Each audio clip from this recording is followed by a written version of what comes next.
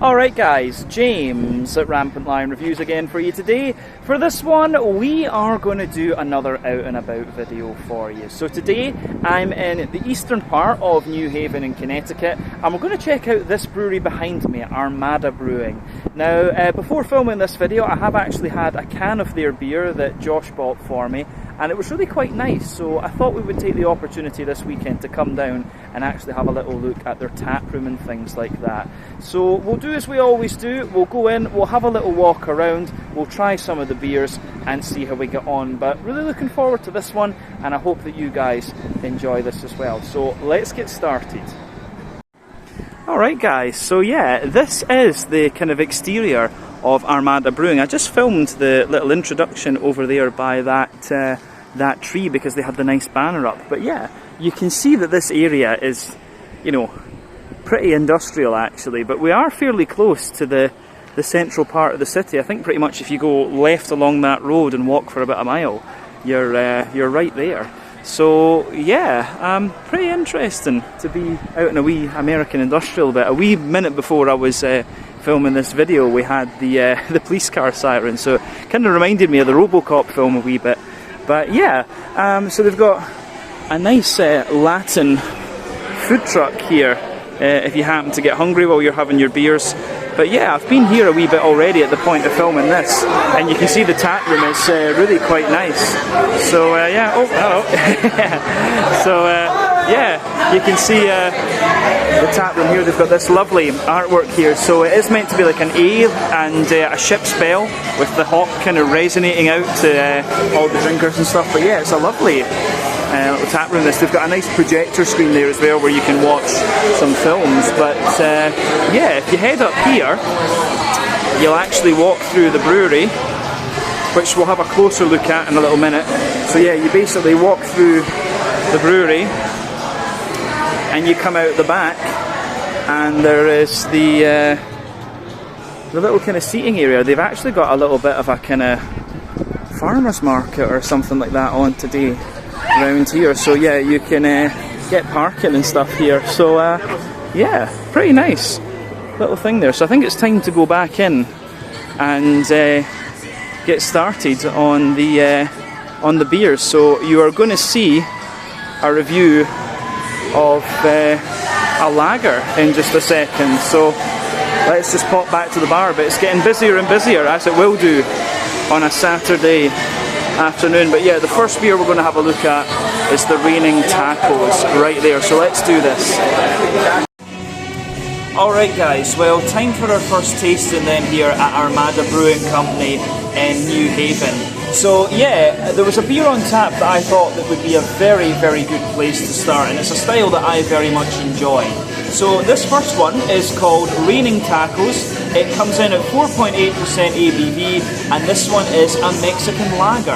When it poured, it had a lovely two-finger frothy white head on it. That has of course faded away a little bit, and we've got about a finger left, just when I was setting up the camera and things like that. But yeah, you can see this one looks pretty much as you would expect from a Mexican lager. Lovely kind of hazy, bright golden colour, one or two big bubbles of carbonation sticking towards the side of the glass, and a few little ones just heading up toward the bottom of that head there. But colour-wise, the head's a lovely, very kind of creamy, slightly ivory type colour there. But it looks very, very nice. Medium-sized bubbles on the surface of the liquid. But yeah, for those of you who don't know, the Mexican lagers tend to have a little bit of corn and rice added into them. You know, it can vary. Some of the breweries will only use corn, some of them will only use rice, but some of them kind of blend them up. I'm not 100% sure about what's going to be used in this one, but anyway, it's a style I really enjoy, one that you don't come across all that often in Europe actually. So yeah, to be able to try one here in the States is always good. Yeah, appearance-wise, nothing madly surprising about this beer considering what style it is. Let's have a wee look at the aroma and just see what it's going to have in store for us. Oh yeah, aroma-wise, this smell is absolutely lovely. Pretty much as you would expect from the style. So it's got a lovely little bit of maltiness, a little bit of kind of smooth hoppy character. It's got quite an oily fruitiness to it as well. So yeah, the backbone of the beer, for me, it's got a lovely little bit of like fresh white bready bread crust in there, a little bit of wood and Jacob's cream cracker. yeah, a little bit of woody character, a little bit of Jacob's cream cracker, and then yeah, you've got on top of that, you have a little bit of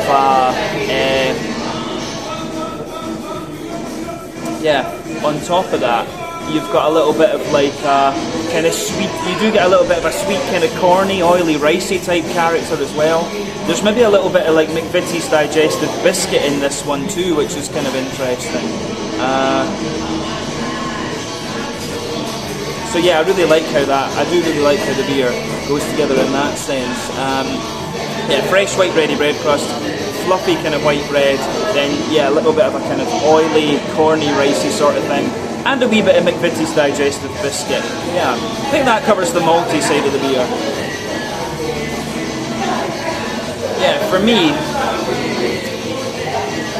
me, the hoppy side of things is pretty straightforward, which is what you'd expect from this beer style again. So there is a little slight touch of smooth earthiness in there. You do have a nice little bit of floral character as well. But mainly, it's quite a wet green component you're getting out of this one. It's a lovely little bit of grassiness that's in there. Yeah, lovely little bit of grassiness in there. And you've also got a good little bit of, as I say, you've got a good little bit of grassiness in there. And it's quite wet and sort of leafy in a sense, I would say.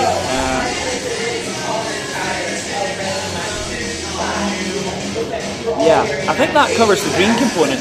On the fruity side of things, it is kind of what you'd expect. Yeah, on the fruity side of things, for me, there's a little bit of like an oily, peary sort of thing going on. Yeah, a little bit of like oily pear, wee touch of sultana, maybe a wee bit of dried apricot as well. And then yeah, you've also got a little bit of a kind of fresh green apple or something too. So yeah, mainly oily, yeah, mainly the oily pear and apricot and stuff like that too.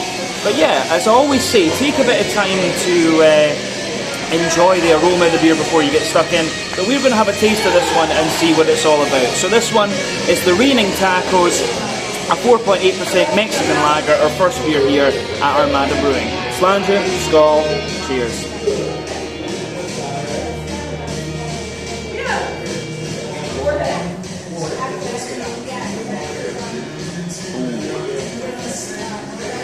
That's really nice. It's actually very sweet on the back end. I'm getting a lot of the kind of corn off for this one at the back end. Yeah. Interesting beer actually. It's quite different from some of the other Mexican lagers I've had before, but I think this is, other than one from AleSmith, this is the first one that I've had actually on tap. Yeah, I'm pretty sure this is the only one I've had on tap, apart from that one in Sweden. So this is the first kind of really fresh one that I'll have had actually. But I like it, it's interesting for sure.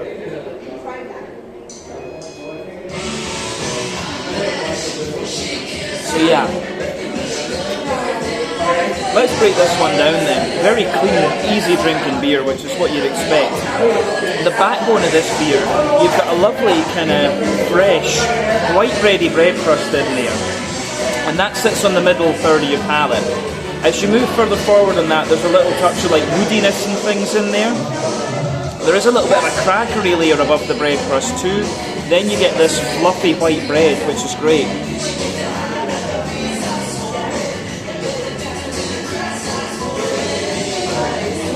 Yeah, so lovely, fluffy, fresh white bread in this one.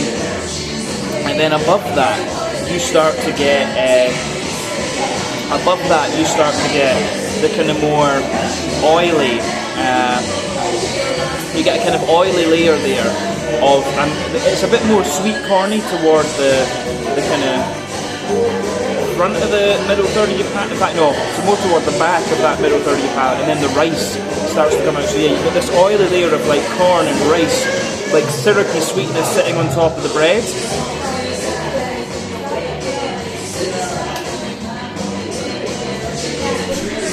And then yeah, above that, you get this little oily circle. You get a lovely little oily circle in the middle of your palate, which is like a kind of biscuity, cookie type flavour. And as you move out toward the edges of that middle third of your palate, you get a more kind of crisp, biscuity note out of the beer. So that's really interesting for me. I do really like how that pieces together. Yeah, that covers the middle third of the palate. You do get a little touch of like a woody character coming out of this one the further into the aftertaste you go as well. But yeah, back third of your palate is quite similar. As I say, generally speaking, on the front third of your palate, well, basically the further forward on the palate you go, the sweeter the flavours are going to be, the further back they are, the drier and more bitter they're going to be. But yeah, so on that back third of the palate you've got a lovely kind of fresh, white bready bread crust again. You get the cracker, and these layers both feel a little bit kind of drier. You've got a very tall and very airy, fluffy white bready character above that.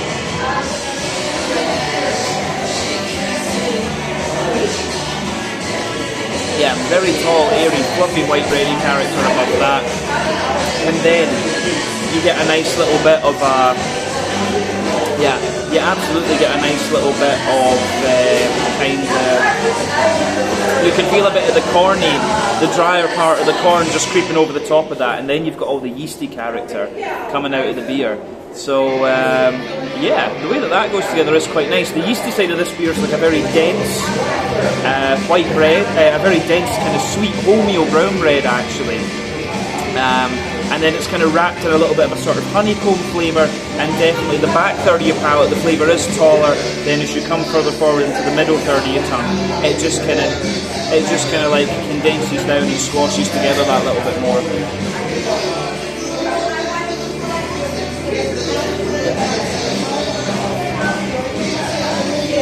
So yeah, I think we've covered the malty and yeasty side of this beer. On the hoppy side of things then, back corners of the palate, lovely little bit of smooth earthiness in there. As you move further forward it gets a little bit herbal, and as you come toward the front corners of your palate, it's definitely got a little bit more of a, yeah, it definitely has a wee bit more of a kind of floral spiciness, but around the front curve of the tongue, light, wet and grassy. It really is a wet kind of leafy green component that comes out of this one. On the fruity side of things with this one, in the front third of your palate, you've got a little bit of bread crust underneath, a wee bit of a white bready kind of note above that. Then you've got that nice oily bubble where the juicy fruity esters just roll their way out of the beer. So let's look at the fruity side of things.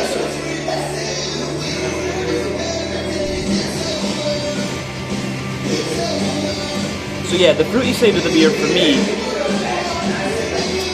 it's quite,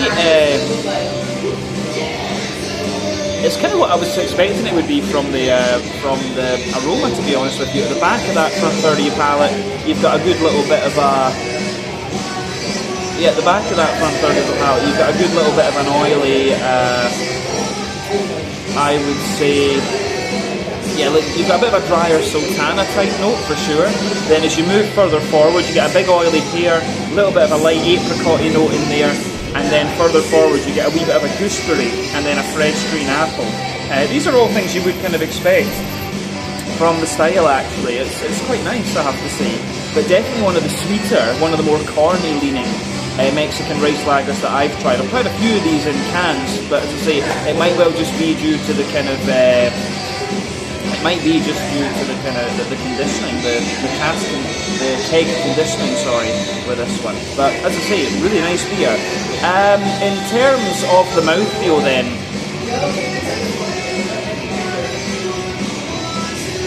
yeah, in terms of the mouthfeel, I would say that this beer is kind of top end of light bodied.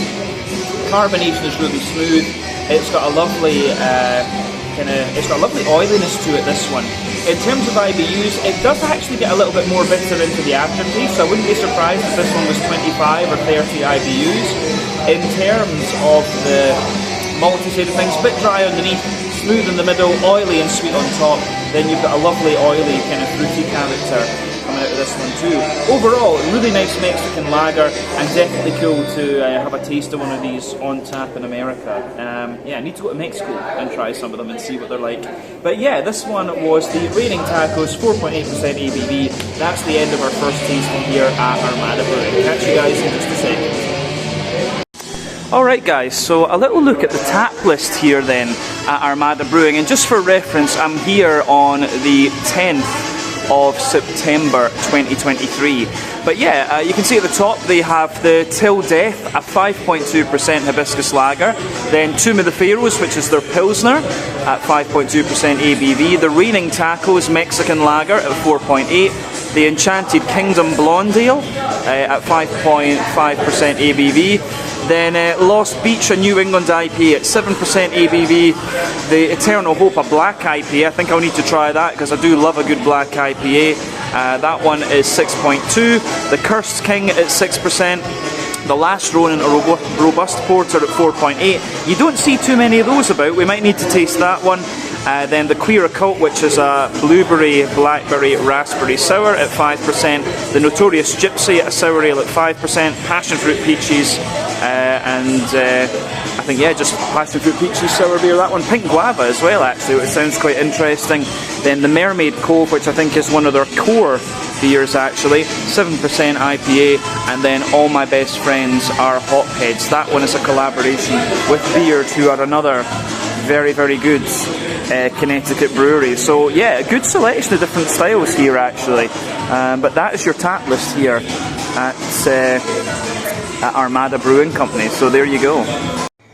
Alright guys, well, time for tasting number 2 then here at Armada Brewing in New Haven, and I bumped into the founder of the brewery, John Kraszewski. So yeah, thank you to John for joining. Do you want to introduce the beer then, since it's your creation? Yeah, thanks for coming on through. Yeah. This is our Mermaid Cove IPA, 7%. It's kind of a blend of a East Coast meets West Coast, very inspired by our time living out in the Midwest. Things such as like Zombie Dust and a few of those beers. Zombie Dust is a little bit more clear, but this was inspired by the breweries out there making these type of IPAs. I would say Pipeworks would be another inspiration as well. Yeah, Pipeworks are good, yeah. I tried some Pipeworks Blood of the Unicorn back in the day, and yeah, I do love a little bit of Zombie Dust as well. Can't go wrong. What hops are in this one then? So this is actually, in the boil, it varies between like Chinook, Idaho 7, and Citra. It's kind of like a blend of all three. And then on the dry hop, it's primarily Citra. Oh, right, okay. Yep. So yeah guys, Citra, one of your classic American hops, 14% alpha acid, like mango, bit of kind of stronger passion fruit and grapefruit, and quite often a kind of lemony note in New England IPAs. Idaho 7's like 14% alpha acid, like apricot, juicy mango, bit of papaya usually. Yep. And then Chinook is one of your old school American hops, 12% alpha acid, I want to say, piney resinous as fuck, and big strong grapefruit base. Just use like a touch of that Chinook in there, and it all depends on like availability too, because sometimes some parts of the year you can't always get all those hops. Yeah. So we kind of just mix up the blend a little bit, and sometimes it benefits, and we always experiment with it. Yeah. So every time you come in, you're still going to get the same base beer, but just maybe like this one, maybe a little bit more of this, a little bit more of that. Yeah. And we keep finding our little home with it. Oh yeah, that's interesting. Yeah, good. So yeah, appearance-wise with this one, it's a lovely kind of rich, I'd say sort of mango juice type colour. Yeah, it's got about a half finger, had about a half finger. It had more. Yeah, it's kind of, we had to get set up and things, so yeah, it had more head on it. But yeah, you can see lovely, kind of, it's not the soupiest and gloopiest of IPAs you're going to come across, but remember, haze in these beers is usually the oak content, the wheat content, and to a degree what yeast you use that determines that. A few other things as well, but those are the three main ones. But it does look more like a New England than a West Coast, for example, I would say. For this beer, it is the haze is primarily caused by wheat and oats, because the yeast we use is an American yeast that flocculates pretty quickly. Yeah. So by the time it makes it to package, which is usually about 17 days after brew, it has dropped out 95% of the yeast, while some of those London yeast strains will hang out there longer in time. Yeah. Oh, exactly, yeah. Will we do the nose then? Have we looked at Sure. that? Yeah. Oh, yeah. For me, like, the Idaho 7's the thing that jumps out at me. I don't know why, I've got a really good nose for Idaho 7. That juicy mango sort of thing. What jumps out for you? I'm getting... It's funny because I smelt it earlier and then my nose dulled out. But originally I was getting tangerine a little bit, and as well as citrusy tangerine, and then it had a little bit of papaya. with something yeah. earlier. Yeah. But right now, I know it's kind of doled out. Don't mind you, it's also very humid out here right now. Oh yeah. I mean, it's 85 degrees and probably like an 80% humidity, so we're sweating it out. I don't know, that's maybe about 27, 28 Oh, for us. that's right. I don't know. I'm not used to freedom units, but yeah. Freedom units, I fucking love that. Yeah. I'm gonna totally steal that. Yeah. That was genius. America needs the metric system, really. We really do. Yeah. So yeah, because this is 1 American pint, isn't it? Yeah, 16 ounces. So this is 16 ounces, but it's 473 milliliters. I'm just like, you know, it doesn't even divide equally with the milliliters. I don't understand this, but yeah. But yeah, for me, like, yeah, big juicy mango in this one. The papaya I definitely get. I can see why you get tangerine as well. Yeah, I'm also getting pithiness too. Like I'm getting, yeah, citrus, pith, tropical. yeah, definitely. I'm getting a little bit of like a malt sweetness out of it too. Yeah, no, I get like, I mean, for the meat. I mean, Scotch ales are quite malty, so I'm always a bit more kind of malt-minded than hot-minded, if that makes sense. Because, I mean, for me, this one, it smells more... It smells like it's actually quite well balanced between your barley, your wheat, and your oat. Like, it smells as if the ratios aren't madly different. Nothing's dominating in there, because I Yeah. do get that malt sweetness as well, but it's like dry enough where it's not like sitting out there and hanging out. Yeah. So, I mean, for me, it's, little, like, white bread crust, fluffy white bread, little tiny touch of like a wholemeal brown bread. You can smell a wee bit of the oaty creaminess. But I've said this in videos before, for me, American wheat is very smooth compared to European wheat. Like, I don't get a lot of bitiness in the back of the nose out of American wheat. Because like Spelt from Germany, that's a bit more like grainy, if you like a bit more brown bready wheat. And it has that, there's a certain word I used to describe that. Yes, I know exactly what you're talking about. Yeah. Spelt. Is that the primary wheat source? I think that's a really old variety of wheat from. I think that's one of the oldest varieties. It's spicy. You can find. That's the word I wanted to use. Spicy. There we go. Yeah, exactly. Yeah. Because for me, like American wheat is really smooth. I find that with a lot of European IPAs have the bit of bitiness in the top of the nose at the back. But this is this is for me is very smooth. Like I've tried quite a few American IPAs and then seen the brew sheets of them. I'm like, a lot more wheat in there than I thought, and it's just American wheat is smoother. I guess. Yeah. Yeah, this is 70% like a Pilsner and 2-row blend, and then the rest is like wheat, oats, and use malted oats as well as flaked oats. There is white wheat and unmalted wheat in it as well. Oh, nice. Yep. Cool. And then a little bit of like we call it carapils. You know, like dextrin malt. Yeah, it's basically like a 10 Lebovon malt. Oh, right. Yeah. Nice. Yeah. Yeah. I mean, the only other thing to say about the aroma is probably the green component. Then, I mean, for me, it's very. I mean, obviously, with a lot of IPAs these days, it's late addition and dry hopping, which gives you a lot of aroma and usually quite a bright green component rather than being deep and dank. So for me, this is quite an oily green component, bright and floral, but quite wet and grassy at the same time, and just a teeny wee bit of earthiness, which is maybe Chinook, I guess, out of the three. But I definitely get that earthiness, especially first I feel like it goes through like a little roller coaster, a little earthiness, then it kind of it rounds out. I smell the citrus pith, and then I hit like that. Like every time I stir it back up, it brings out the tropical again on me. Oh yeah. No. It just sort of reinvigorates the aroma. Oh yeah. No, it's nice. It smells lovely. So I think I'm going to dig into this one then. So we'll do a slice. So this was Mermaid Cove, 7%. 7%. Yeah. So let's get stuck into this one. Flangia. Cheers.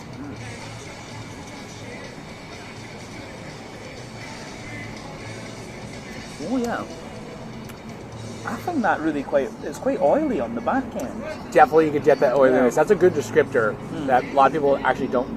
It's very uncommon to hear that, but that's been the descriptor we've tried to say is you get that. I feel like you can get those hop oils in there. You could taste it. Yeah. It's, for me, it's quite.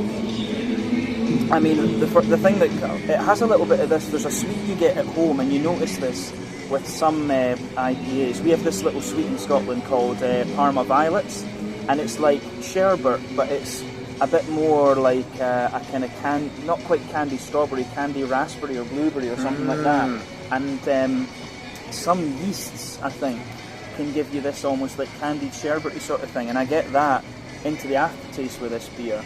And then you get the oiliness. This is quite an interesting one. Like I find this one, really like candied sherbety in the middle of the palate there. Yeah. Candy is a good descriptor we use on our flagship double IPA. It's Savage Queen, and that uses Chinook and El Dorado. Oh, nice. Yeah. And so that. Sorry. It uses Chinook as the hop addition in the boil, always. And then the dry hop is El Dorado and Mosaic. Oh, nice. But we're getting huge candy notes out of it. Candied sherbet is actually, I like that word too, like using the sherbet aspect to it. Candy is like there. Oh, nice. Yeah. Oh, that's awesome, yeah. So, I mean, for me, with this one, middle third of the palate, you've got a bit of bread crust in there, like fresh white bready bread crust, I think. A wee bit further forward, there's like a teeny little hint of that kind of woody thing that you can sometimes get. Wee bit of like cracker. I always say Jacob's cream cracker, but I don't think Americans know what that is. No clue. More like a graham cracker or something. Oh, sure, yeah. I've always been curious. I heard some American reviewers say like graham cracker and stuff, and I think that's the same kind of idea. You said cream cracker, right? Yeah, like Jacob cream cracker. It's this. It's like a square cracker, and you put butter on it, and you put cheese on it, and it's lovely. Sounds. I think I know what you're. Yes, I think I know what you're talking about because we have versions of those. Call them like a Ritz cracker here. We get Ritz as well, actually. Yeah. You know what? Let me know comparison Ritz to James Cream. I should do that. Yeah. Because there's like that buttery flavor to it. Is what I would assume the creaminess comes from. Oh yeah, definitely. I mean, I'm actually, now that I'm drinking this, I do actually get more of a wheaty bitiness on the back third of the palate, but that'll come a bit later. I mean, on top of the cracker, there is a wee bit of like a brown bready sweetness, white bread. Then you can feel the wheat. I always find that wheat on the bready bit gives you a bit more density. You can kind of feel that. And then the oats. This is interesting because I've often said, oats can show you like chewiness. But I mean at the same time, like the creaminess. The creamier that is, the fresher the beer tends to be. But this one obviously is very fresh. But if you go down the middle line of your tongue, you feel the creaminess and the density of the oats. But as you move out to the edges of the palate, it's like drier. It is dry. You get the more dryness of the oats. So we always try to brew we try to make our beers where it finishes below a certain gravity point. So I'm not sure, we use specific gravity here in Plato. Primarily we use specific gravity. But we try to have all of our beers fall under a certain range, regardless of style, outside of stouts. Stouts, we keep that up high, but everything else is dry. Yeah. I want the fact that like you're not sitting around with like a heavy stomach, heavy palate feel, that sharpness that kind of cuts through everything. So you're looking for that next sip. Oh, okay. Yeah. Oh, that's nice. But I mean, for me, it's quite nice. It's interesting how this is one of these beers where the actual flavour. Some beers can stick really well to what you'd expect from the aroma, but some of them diverge a wee bit and show you different nuances. I think this is one that does that. It kind of diversifies away a wee bit from what you would think from the aroma. Back third of the palate for me is kind of, you always get similar flavours just at different intensities. So the bread crust is a bit drier on the back third of the palate. The cracker's drier too. The brown bready layer is like a little bit lighter, more airy, I would say, taller. The white bready layer is the same. Then you get the wheat, and the wheat's more bitey. And then I think you're getting the yeast out of this one. So the yeast for me is like a dense, like sweet doughy ball of like white bread. Wee bit of an almost like peppery note to it, and kind of wrapped in honeycomb. And that for me sits on the top of the back third of the palate. Yeah. So I think back third of the palate, flavour's taller. As you come further forward into the middle, it kind of squashes down a wee bit. One thing I noticed is like the exhale. When you exhale out after taking a sip, just keep your mouth shut, go through the nose. It opens up this aromatic of like the mango, like a sweet mango candy, like the candied, the dehydrated mango. You ever have those? Oh yeah. Like that's what it reminds me of. See, I actually get more of that, that candy sherbety thing. If I do that, I get that really candy sherbety thing that I was talking about. That's what comes out. I think it's exactly. We have a place here called Trader Joe's. Oh yeah. Yeah, so they have these things like dehydrated mango It's kind of like, it's like healthy fruit snacks, like the things that we have around here, but they're dehydrated fruit. You just take a chunk of it, and that's probably the primary flavor aspect I get of this beer is like when you breathe it out. Oh, nice. Yeah, that candied or dehydrated mango. That's interesting, yeah. I think we might have some upstairs, so after this, we might have to try it. Yeah. Pardon me. Yeah, green component for me. On the sides of the palate, a bit earthy. Should come further forward, like wet, oily, and floral. It's quite a wet green component for sure, but then round the front curve of the tongue, it's a wee bit more grassy. But I find the green side of this beer like really wet actually. But that's nice. Yeah, fruity side of things then, front third of your palate. I always find you get this oily bubble at the front of your palate where like it's like fruity esters just roll out.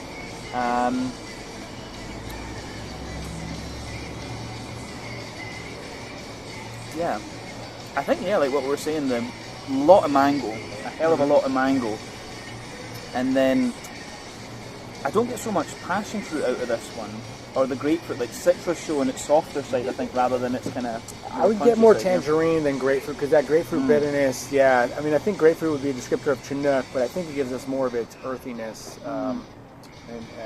than the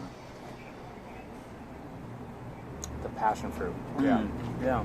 I think I think for me this is really quite Idaho 7 forward. I would say, like I don't know if maybe just you get this if some hops you can pick out like that, you know what it is, and I think Idaho 7 is one of those for me. And Citra's been around for ages as well. But I get I see behind the front tip of the tongue, I get like a little bit of an oily, limey note, almost. Definitely. I think that's what I'm accommodating as citrusy. So I kind of dense up that limey bite. And I mean, I think I do actually, the further into the aftertaste you go, I think you get a bit of the drier papaya and stuff like that out of it too that we were talking about earlier, the kind of drier side of the mangoes, yeah, definitely. Apricot too, I would say, definitely. And maybe a wee bit, within that kind of candied sort of sherbety thing, I get a little bit of like a sharper peach as well, which you can get from Citra. Yeah. We'll round off then with mouthfeel. Oh yeah. Yeah. So what would you say is the brewer about the mouthfeel of this one? As me, it's I would call it semi-dry mouthfeel. It coats the tongue evenly. It's not like cloying sweetness, but you get a little bit of malt sweetness. Finishes sharp on the edges of the tongue. Lingers a little bit in the middle. To me, preference-wise, I think that I do prefer drier beers, but this is like an IPA where you have to have a little bit more mouthfeel to help complement those flavors. But this, I think, for the balance-wise, it's not sharp. It finishes out with a nice malt sweetness, and you get a nice lingering oaty, not fattiness, but like nice oat coat, coating oat flavor. Yeah. I'd say the same. I mean, for me, this one's kind of like, I'd say that it's pushing like top end to like mid-bodied. The carbonation smooth, it's quite, like we were saying earlier, I find it quite oily. IBU-wise, I'm trying to get better at this. The IBU count is one of the things I'm shit at with reviewing. I think this is a standard 30, maybe pushing 40. You get a bit more bitterness out of it later on, like you get more floral spiciness out of it later. The malt base is a bit dry underneath, smooth in the middle, and then like thick and kind of creamy, like the oat more on the top gives you a bit of the oiliness too, and a wee bit of sweetness in there. Then the fruits are very kind of wet and oily and juicy as well. That's kind of how I would go about it. But yeah, was I right on the IBUs? Oh, would you say the IBUs were? But somewhere like 30 to 40ish, somewhere around there. I actually think it's higher. Ah, okay. Yes. I think it's 30 in the boil, but because we do a whirlpool, it obviously cranks up a little more. No, I'd have to look at the rest. I'd have to look at So IBUs is always one of those like weird calculations, unless you get a proper like spectrometer or devices to like measure it.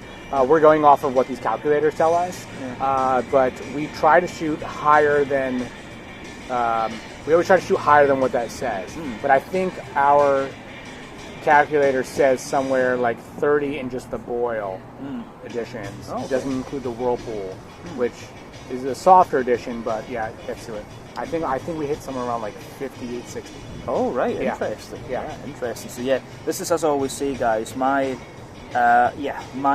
IBU perception is definitely my weakest point of Well, that's the thing is those calculators. That's why I don't want you to take it like as like true.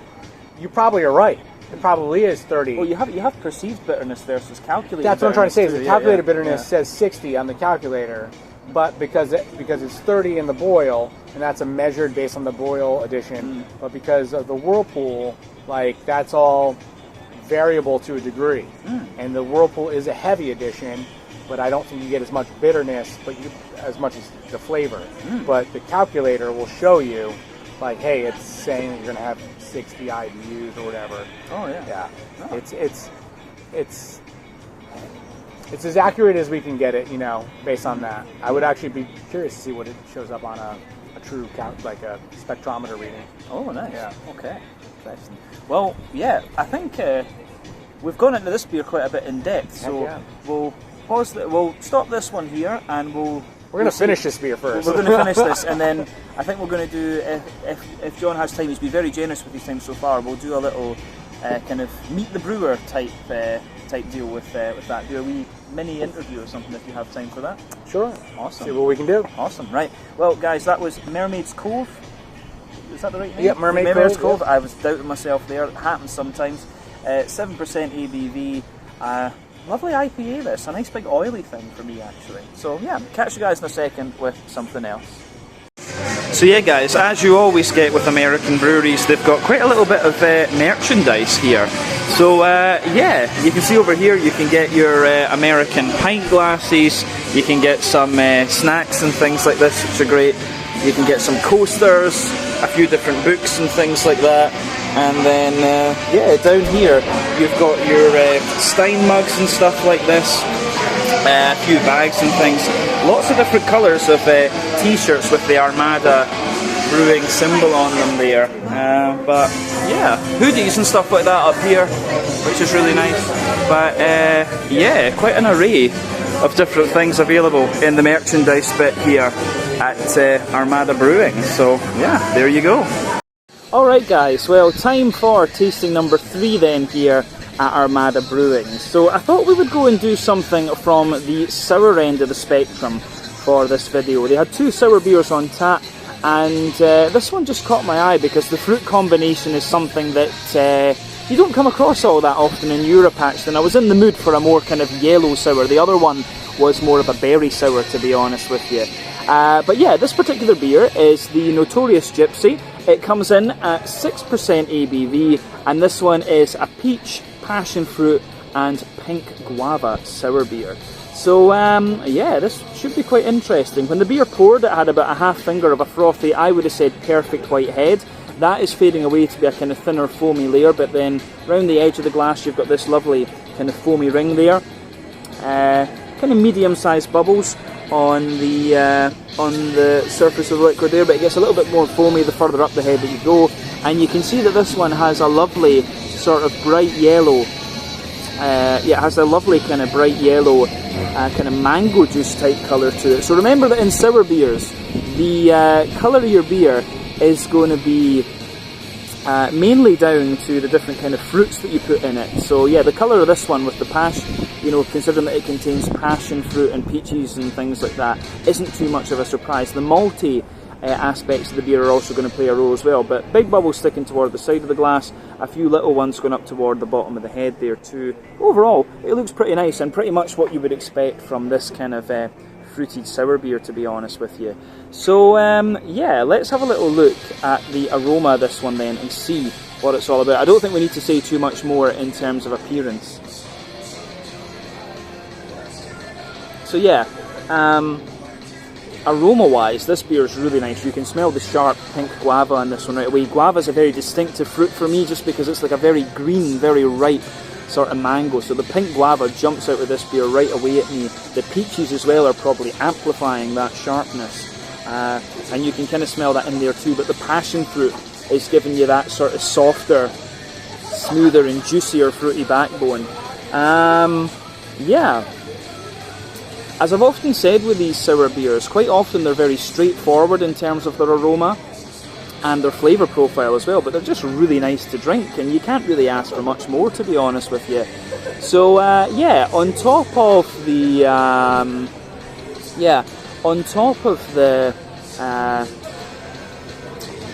the backbone of this beer, I would say you've got a little bit of a kind of fresh white bready bread crust. Yeah, fresh white bready bread crust in there. A kind of Jacob's cream cracker. Yeah, fresh white bread crust, Jacob's cream cracker, a little bit of woodiness in there.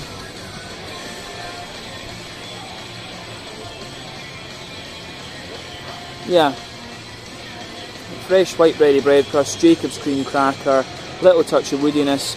On top of that, you've got some soft white bready bread crust in there. You do also get a good little bit of like a kind of oaty and wheaty note out of this beer. So I wonder if there's a bit of wheaty bitiness in the back of the nose. So I am getting little bits of wheaty character out of this one. Yeah, so a little bit of wheaty note. Also getting a wee touch of like an almost slightly oaty creaminess out of this one, but not too much. But there is a kind of lingering sort of yogurty character in this beer, like a sort of Muller Corner, petit filou, fromage frais type thing. I don't know what a good taster for Americans would be, but a good descriptor for Americans would be, but yeah, kind of yogurty for me. And then there's also a little touch of like a Werther's Original butter candy, butterscotchy sort of thing coming out of this one. So yeah, the way that this one goes together is really, really nice. Yeah, for me, the green component of this beer is interesting because I do get a little bit of a floral and grassy type note out of it, but not too much else. There's always a bit of a debate among modern sour beer brewers as to whether you should use hops. Back in the day, when it came to Huyses and the likes of Flanders Reds, they would use older hops that had lost a little bit of their alpha acid potency because they felt that the bitterness would detract from the sourness of the beer. And that argument still stands. When it comes to modern sour beers, some brewers argue that yeah, you should add the hops in there to give the beer a bit more depth, whereas others argue that yeah, if you put fruit in as an adjunct, it suppresses the green component anyway, so what's the point? It just really depends on what you want, to be honest with you, but that's a fairly I think that's a fairly good description of what the arguments in terms of hopping sour beers are these days. But yeah, this one to me, I think there is a little bit of hop in this one, but not too much. I think it'll be some kind of German noble hop that's in here, if anything. Because yeah, it's quite a grassy, there is a little bit of that grassy zestiness in there, and yeah, a wee touch of floral character too. But yeah, really nice smelling beer, this one. I do like how everything pieces together in this beer. So yeah, I think we've covered the aroma enough. Let's have a taste of this one and see what it's all about. This is the Notorious Gypsy, a 6% passion fruit, peach and pink guava sour beer it was. So, slàinte, skål, cheers.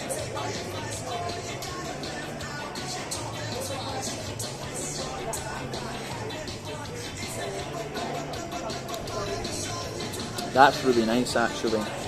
This is a kettle, I mean, you can tell straight away this one is a kind of kettle sour.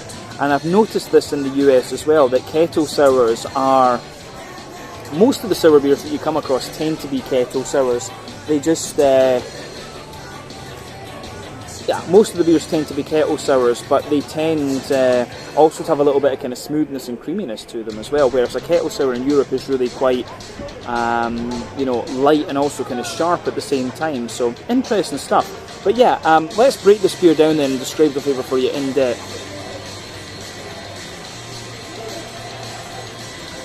So yeah, for me, the backbone of this beer, you've got a little bit of a soft, fresh, kind of white bready bread crust in there. As you move further forward on that middle third of your palate, you get a little bit of a kind of woody note out of this one. There's a wee bit of a crackery layer in there as well. Then on top of that, you get a quite dense and slightly sweet white bread coming out of the beer.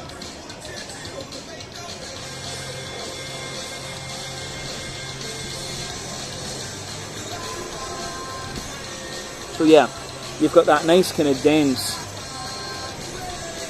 white bready note coming out of this one, and it's quite sweet, as I say. Above the white bread you get a little bit of that almost like yogurty type layer coming out of it, which I think is really, really nice.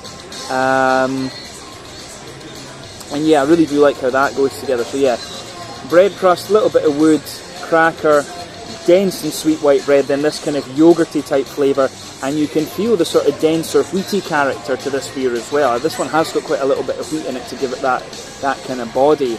On top of everything else, there's a little circle in the middle of your palate which gives you this kind of Werther's Original butter candy, butterscotchy type flavour, and that's really nice as well.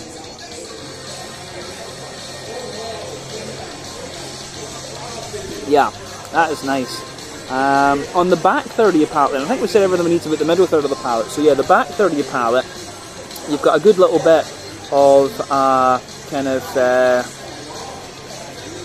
you've got a little bit of the bread crust again, wee bit of the cracker, but then the white bready layer is a lot taller, and then as you go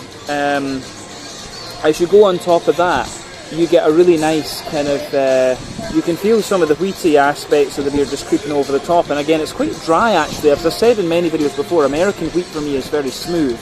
Then you've got the yeasty character on top of that. Alright guys, sorry for the cut there, something kind of funny happened. The phone overheated and then just complained that it couldn't film anymore, so it just stopped. So I've never had that happen when I've been out filming, and it doesn't even feel like it's madly hot here, but you know, as I say, it happens sometimes. So yeah, we were just about to look at the green component of this beer on the flavour, if I remember correctly. So yeah, green component on the flavour then.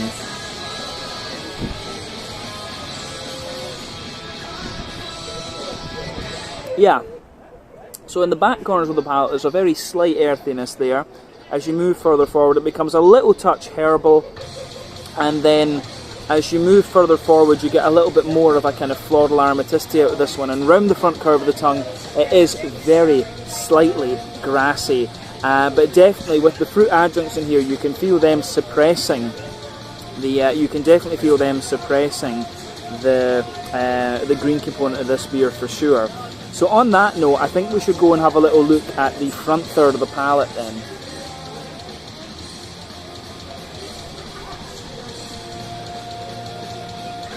So yeah, for me, front third of the palate, you have fresh white bread crust underneath again, soft white bread on top, and then you get the fruity adjuncts just sitting on top of that. There's maybe like a little bit of a light apricot-y, oily pear type thing from the hops in this beer, if they are there. I'm still not 100% convinced that they are, but yeah, you can feel the passion fruit is kind of forming the base layer of this beer for sure.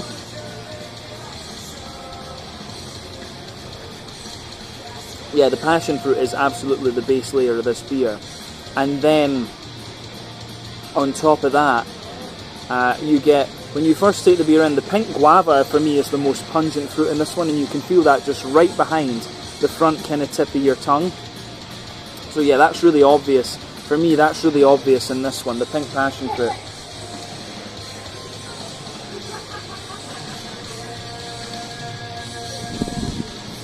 Yeah, the pink passion, the pink guava, sorry, I say pink passion fruit. The pink guava on this one, for me, that comes in right behind the front tip of your tongue. It's really ripe, it's really like green. For me, guava is like a really green mango almost. And then, yeah, you can feel like an almost peachy, the kind of juicier but still quite sharp peachy notes behind that. But as I say, the passion fruit is the sort of base of this beer. I think that's absolutely fair to say. But I think it goes together really nicely, this one, and it gets a big thumbs up from me.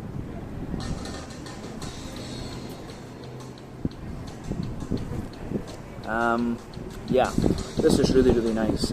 Oh, that little fly there, it's annoying. But yeah, I think that covers everything we need to say about the flavour of this one, actually, to be honest with you.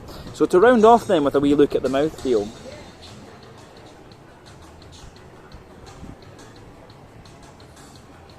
Yeah, mouthfeel wise, I would say that this beer is quite, yeah, for me it's really quite kind of, I'd say it's kind of bottom end to mid-bodied for me. Carbonation is very, very smooth. It's got a little bit of that slicker kind of oily note to it. But yeah, as I say, you get quite a little bit of citricy impact out of this one, which is great. Lovely smooth malt base in there, a little bit of the yogurty character, also a bit of creaminess as well. And you've also just got a little bit of a kind of hoppy bitterness to this one, but very kind of smooth hoppy bitterness the further into the aftertaste that you go. But overall, I think this is really quite nice, and I've enjoyed tasting this one. I always enjoy a good sour beer, and this one has certainly proved to be that. Just kind of weird that my phone decided to overheat in the middle of the review, because that's never happened before. But yeah, this was the Notorious Gypsy, a 6% passion fruit, peach and pink guava sour beer, this one. So let's leave it at that.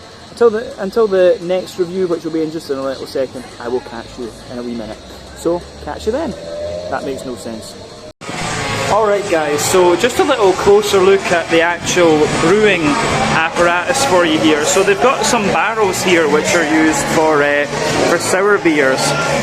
But yeah, they've got a couple of fermenters over here. They've got their bright tank there as well, which is used before the canning. Here's their little brewing apparatus, a 2-vessel system. And then yeah, they've got some more bright lager tanks and things over here as well. So from what John was telling me, they still brew a number of their beers kind of as gypsy brewers under contract at other places. So this is the reason why their number of tanks and things is actually quite small. So quite a kind of intricate but still kind of small, comfortable operation here. And of course you've got this lovely artwork at the back as well. So really nice little intimate brewery setup here. There you can see it just from this perspective over here. But yeah, there you go. Alright guys, so just another little thing to add in.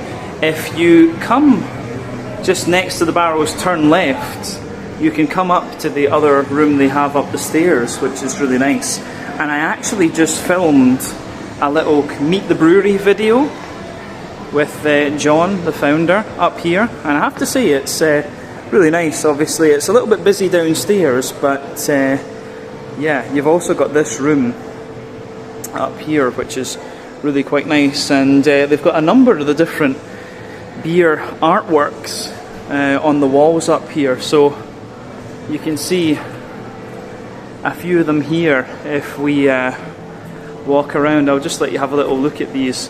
John obviously talks quite a little bit about these in the Meet the Brewery video, so you'll see that separately from this one. But I have to say, the artwork is really impressive and things. So yeah, I do like this. This is really nice. The throne room is the one downstairs. I think this room is called the Queen's Chamber, if I remember correctly. But yeah, lovely artwork here. You'll of course see these on the cans and things as well. But yeah, this is a lovely little event space, I have to say, and the artwork is great. So yeah, you can see it here. So I guess at this point we need to go on and try another beer. So let's head back down the stairs and see what we have. Alright guys, well, time for our final tasting then here at Armada Brewing in New Haven. So yeah, the last beer that we're going to have a look at is a style that I very much enjoy, one that was very popular a good few years ago when it first kind of burst onto the scene, but then it's faded away in recent times because of the haze craze, but it has enjoyed a little bit of a mini resurgence of late, which I'm very happy to see. But this one is the Eternal Hope. It comes in at 6.2% ABV, and this one is a black IPA. It's brewed in collaboration with a local tattoo parlour called Hope Gallery, and apparently when they launched this beer, they had a little tattoo party in this part of the brewery, so you could roll the Dungeons and Dragons dice, and whatever they chose for you, that was the tattoo that you would get. So apparently it was quite fun. But they also, at this tattoo parlour, have beer on draft, and this beer is the one that you'll find on draft there. So kind of interesting actually, and it kind of fits in with the artwork that you've seen from Armada Brewing actually. I really do like the artwork that's on show here. But yeah, let's crack on with this one then and see what it's all about. So you can see the colour of this beer is pretty much like Pepsi Max, Cola Zero, however you want to describe it. A lovely dark sort of chestnut, ebony, rosewood type colour. You can see there's about a half finger of a frothy, I would say kind of ivory fawn coloured head there. One or two big bubbles sticking toward the side of the glass, a few little ones going up toward the bottom of the head there. Overall it does look really nice, and the head has of course faded away to be a nice sort of thinner foamy layer. You can see that foamier ring just around the edge of the glass there. It does have a lighter edge to it, but it has a bit of natural haze too. As I've said before in reviews, when it comes to black IPAs, I think that quite often you can get, it kind of depends. Like back in the day, this beer was mainly a barley malt focused beer, but in recent times you've been getting what I would call New England black IPAs as well, which have a little bit of a wheat and oaty character to the malt base as well. So I'm curious to see what this one's going to be like actually. But yeah, appearance-wise, nothing overly surprising about this beer considering what style it is. Let's have a wee look at the aroma and just see what this one has in store for us. Oh yeah, aroma-wise, this is really, really nice. Yeah, quite a classic example of the style. It's got a really good balance between the bready side of the malt base, the sweeter side of the malt base, the kind of hoppy side of things, and also the kind of oily, fruity character. This is really nice. I'm pretty sure John told me earlier that this one is mainly Simcoe hops, and Simcoe is a very popular hop to use in black IPAs. But yeah, it's really nicely balanced, and it smells as if it's going to be a little bit more kind of New Englandy, a little bit more wheat and oat in the backbone. But yeah, it gives you everything you'd want in the style. So let's break it down and describe it a bit more in depth for you. So the backbone of the beer, you've got this little bit of like a kind of dry, rye bready bread crust in there, which is really great to see. There's a little bit of woodiness and a little bit of nuttiness in there too. Lots of kind of sweeter rye bread, absolutely. You've got a wee bit of a kind of sweeter German kind of like pumpernickel bread, and then wholemeal brown bread. It's very layered in terms of how the brown bready characters go together. But the density of the bread is what makes me, the density and some of the dryness of the bread is what makes me wonder if there's a bit of wheat in here. And as I've said in many reviews before, I think American wheat is a bit smoother than European wheat is. It's not quite as kind of bitey and spicy, I guess you could say as well. So I do think there's a bit of wheat in this one. Oats, I'm not 100% sure about. But on the on top of the bread, you've got this lovely kind of you've got this lovely brown sugary note, and it's like a slightly toasty brown sugar, but then you've also got this more oily, treacly, molassesy type thing coming out of this one too, which is really nice. Yeah, so on that note, I would say, yeah, you do have a bit of a straight up sweet caramel with this one. And the interesting thing is, for me, if I was to smell this beer, I'd probably think that it was boozier than it was. I'd probably think, if I was smelling this blind, that it was an imperial or a double black IPA, sort of 8-9%, but it's not, it's only 6.2. It does lean toward that brown sugary side of the spectrum with regard to this style. But yeah, there's a little bit of that treacly molasses sort of thing in there. There's an oily caramel, a toasty brown sugar, and yeah, you've also got all of these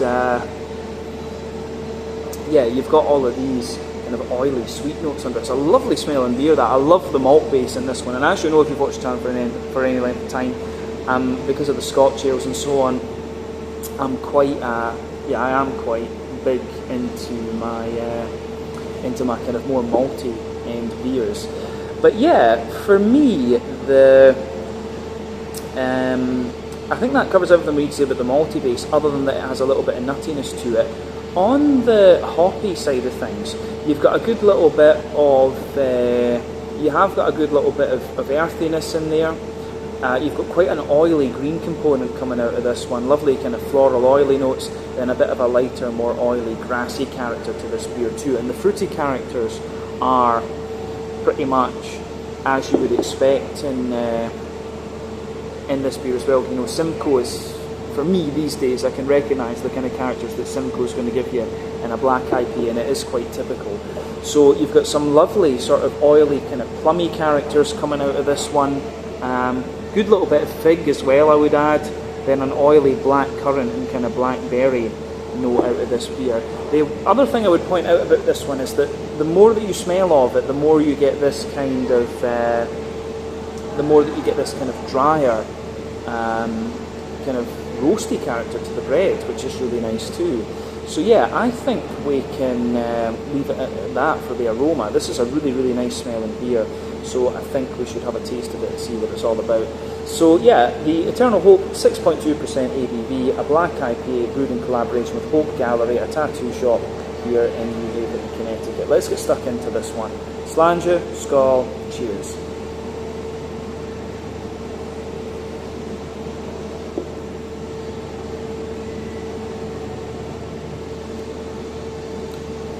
Oh, that's nice. Yeah. I'm going to say straight away, this is a very, very smooth black IPA, and for me it's quite interesting to see a more malt-focused beer from this brewery, because, you know, a lot of the ones that we've had so far have been a little bit more kind of hoppy or light and sessionable. To have one like this that is a bit more dependent on the complexity of the malt base and so on is quite nice. That's a solid black IPA. I will say straight off as well that my perception of this one having a bit of wheat and things in it, I'm pretty sure now that that's correct. It's really, really nicely done, this, so it's a big thumbs up from me. Gives you everything you want from the style, a bit of toasty dryness, lovely bready smoothness in there, and then yeah, you've also got a bit of a drier brown sugar on top of that. Lovely, lovely stuff.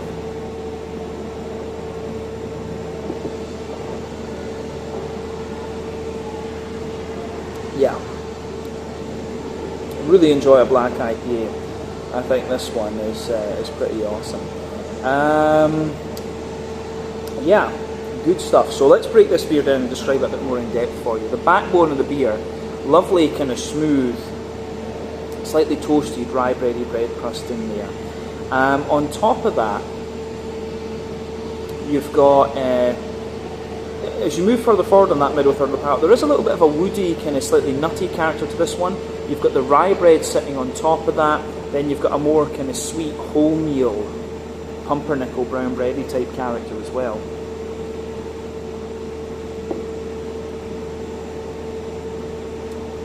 So yeah, the wholemeal kind of pumpernickel brown bready character, I think, is really, really nice. On top of that, yes, you've got rye bread, pumpernickel bread, then a kind of more wholemeal brown bready type character. I wouldn't say there's chocolatey flavour to this one. Not at all. It is more bready rather than anything else. But above the bready layers, you have this very slightly leathery, kind of leathery sort of dry caramel note coming out of it, which I think is great.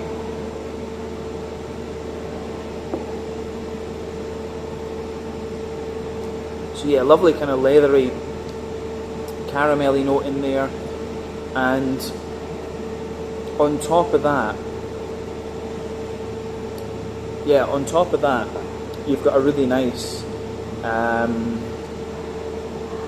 I would say, on top of the leather layer, you've got a little bit of a toasty brown sugar, and in the dead centre of your palate, you get that oily, sweet caramel on this one. I don't know if I'd go as far as treacle and molasses, but yeah, definitely a big oily, sweet caramel. There's a little bit of nutty character into the aftertaste too. But yeah, the way that this goes together is really, really nice. Yeah, that's the middle third of your palate in this one, and I think it's great. The back third of your palate is quite similar. The bread crust is a bit drier. You can feel the rye bready layer is a little bit lighter and more airy. The kind of pumpernickel bready layer is a little bit lighter and more airy. Then you've got the wholemeal brown bread, and you can feel some of the drier brown sugars just creeping over onto the top of that, which is great.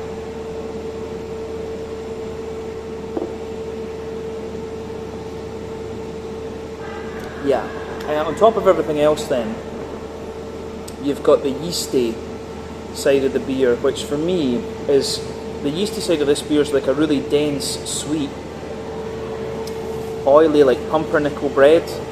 There's a little bit of an almost kind kind of like roasty bread crusty character surrounding it. It's got a wee bit of honeycomb as well, but definitely back third of the palate, the flavour's taller, and as you come further forward, it just kind of condenses down and squashes together. And it does get a bit drier into the aftertaste, this one, but yeah, it is really nice. This definitely, it leans toward that more West Coasty type black IPA, but it does have that bit of wheat in there that gives you the smoothness and a bit of extra body. On the hoppy side of things then, back corners of the palate, you definitely have a wee bit of earthiness in there. As you move further forward, it's a wee bit herbal, and as you reach the kind of front corners of your palate, it's a little bit more oily and floral. Not spicy though, it is more an oily green component you get out of this one. Round the front curve of the tongue, lighter and grassy, but again, still big and oily. And let's look at that front third of your palate just to kind of round off.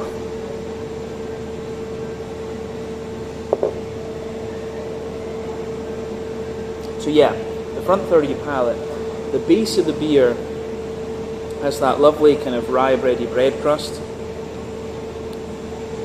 On top of that, you've got a more kind of, yeah, sweet rye bread again. Then you can feel a bit of the drier brown sugary character sitting on top of that, and you've got that lovely oily bubble where the juicy fruity esters just roll their way out of the beer. So let's look at the kind of fruity ester type note out of this one.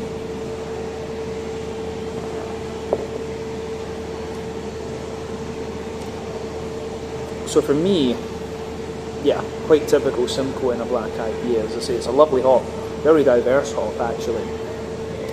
So on the fruity side of things, at the back of that front third of your palate, you do get a little bit of a kind of dry plum and pruny type character. As you move further forward into the middle of that front third of your palate, there's a little bit of a kind of pruny type, yeah, there's a little bit of like a kind of prune type note coming out of the beer. And also a little bit of like a fig as well. Then the front half of that front third of your palate is blackcurrant underneath, blackberry on top, and yeah, the way everything goes together I think is really nice in this one.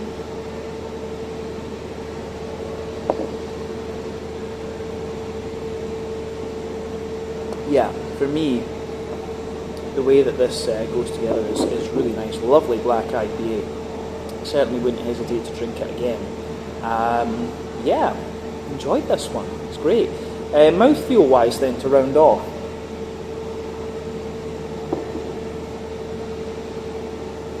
Yeah, top end of mid body, smooth carbonation, leaning more toward the oily end of the spectrum.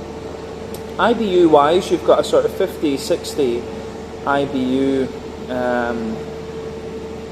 yeah, 50 or 60 IBU level on this beer, which is a bit of it from the malt base, a little bit from the hoppy side of things. So again, you need to talk about calculated bitterness versus perceived bitterness here. And then yeah, the malty side of things, lovely little bit of dryness as well. So the malt base is a bit drier and more roasty underneath, smoother in the middle and a bit sweeter on top. And then yeah, you get this lovely oily fruity character out of this one, which is kind of a red, it's mainly red fruit that you get out of the beer. But overall, really, really nice black IPA, this one. In a sense, the aroma makes you think it's a little bit boozier than it actually is, but still, I think this is really solid. And I've enjoyed all the beers that I've tried here at Armada.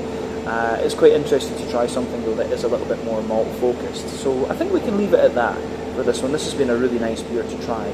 So let's leave it there. This one was the Eternal Hope, a 6.2% black IPA. Lovely stuff. Our last beer here at Armada Brewing Company. So hope you've enjoyed this one. I'll go outside and I'll give you my final thoughts in just a second. So catch you then. Alright guys, so they do have a very nice takeaway fridge here, so let's have a little look at what is on offer here.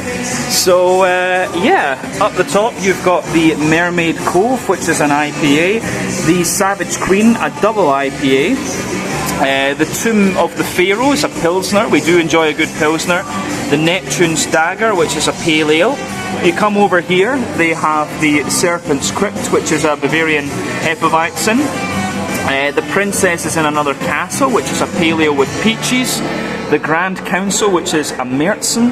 Passage to the Underworld, which they're saying is a Belgian wit. Up here they have the Lost Beach, which is an IPA, Celestial Union, which is a fest beer, so like a light kind of blonde lager, the Notorious Gypsy, which is a fruited sour ale. Then over here, Best Friend Hopheads. This is a collaboration between Armada and Beard, who are another very good Connecticut brewery that I've tried before. The Hermit Village, which seems to be like an English style mild. The Last Christmas, which is an IPA. Then they have the Eternal Hope, which is a collaboration with Hope Gallery. I'm not sure exactly what style that one is. But then down here they've got the Sorcerer's Temple, which is a Dunko lager. I do love a good Dunko. Then down here they've got Painted Ladies, a fruited sour with apricot and pineapple.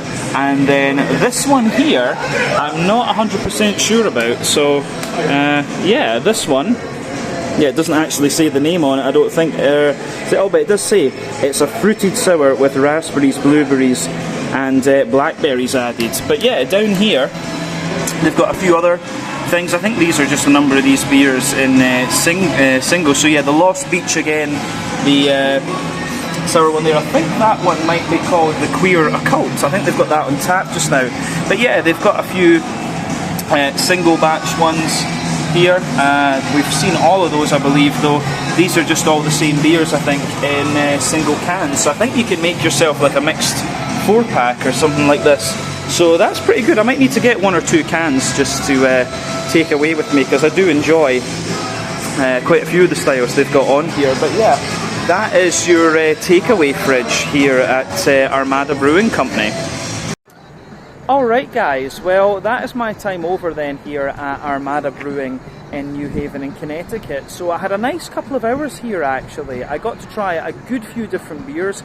I started off with the Mexican lager, which was really nice, quite sweet leaning.